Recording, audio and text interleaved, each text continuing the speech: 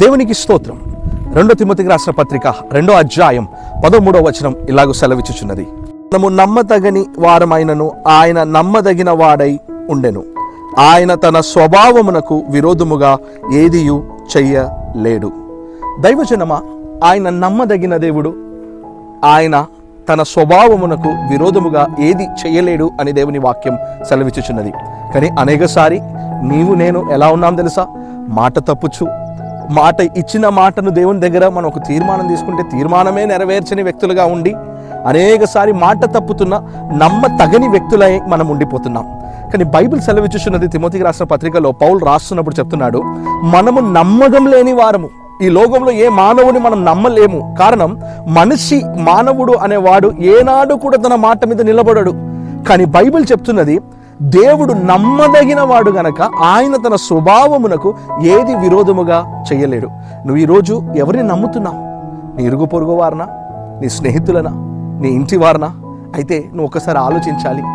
అనేకసారి మనుషులు మనం నమ్మి ముందుకు వెళ్తున్నప్పుడు మనము నిరాశ చెందుతుంటాం, మనం ఏడుస్తుంటాం, బాధపడుతుంటాం. ఈ ఉదయకాలం ప్రభు నీతో చెప్తున్నాడు, నీవు నమ్మాల్సింది మనుషుల్ని కాదు, నువ్వు నమ్మాల్సింది దేవాది దేవుణ్ణి. ఆయన నిన్ను నమ్మిన ఎడల ఖచ్చితంగా నేను చెప్తున్నాను, ఆయన తన స్వభావమునకు ఏది విరోధముగా చెయ్యడు. నేను మరలా ఈరోజు మీతో చెప్తున్నాను, మీరు నమ్మాల్సింది దేవాది దేవుణ్ణి. కారణం, ఆయన తన స్వభావమునకు విరోధంగా ఏది చెయ్యడు అని దేవుని వాక్యం. ఈ వాక్యం ఎత్తిబట్టి మనం కలిసి ప్రార్థన చేద్దామా? దేవా, ఇక నా నమ్మకం నీవై ఉన్నావయా అని మనం ప్రార్థన చేద్దామా? పరిశుద్ధ తండ్రి ప్రభువా, ఎందరైతే ఈ వాక్యమును ఎత్తిబట్టి ప్రార్థిస్తున్నారో నా సహోదరి సహోదరులను నీ అస్సలికి సమర్పిస్తున్నాను.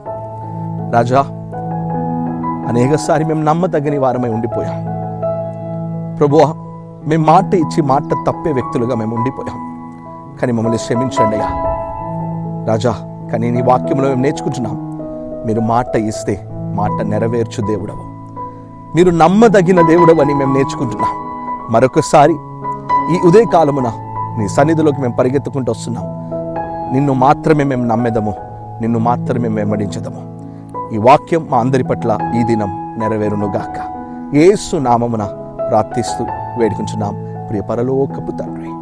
Amen, amen, amen. God bless you. God be with you all. See you back tomorrow morning. Bye-bye.